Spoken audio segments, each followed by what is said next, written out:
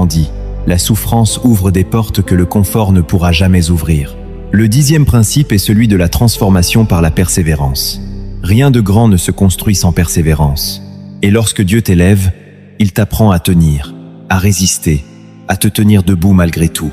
Ce principe est l'un des plus puissants, car il te prépare non seulement à être élevé, mais à rester élevé. Beaucoup montent vite mais redescendent aussitôt, parce qu'ils n'ont pas été formés à la persévérance. C'est la persévérance de Noé qui lui a permis de bâtir une arche pendant des années sans jamais voir la pluie. C'est la persévérance de Josué qui l'a conduit à voir les murailles de Jéricho tomber après des jours d'obéissance silencieuse. Et c'est cette persévérance que Dieu forme en toi à travers ce que tu vis. Maintenant, alors que ces 10 principes s'installent dans ton esprit, tu comprends que ce que tu traverses n'est pas inutile. Ta douleur est une salle de classe. Ta confusion est un entraînement. Tes larmes sont un langage spirituel. Chaque question, chaque combat, chaque frustration a un sens que Dieu révélera au moment parfait. Et si tu ressens dans ton cœur une intensité nouvelle, une sensibilité spirituelle qui grandit, une force intérieure qui se réveille, ce n'est pas ton imagination. C'est l'Esprit de Dieu qui t'élève.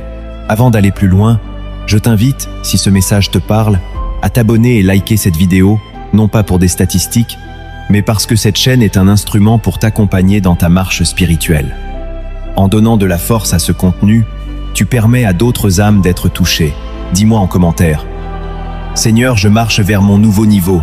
Ta parole devient un acte prophétique.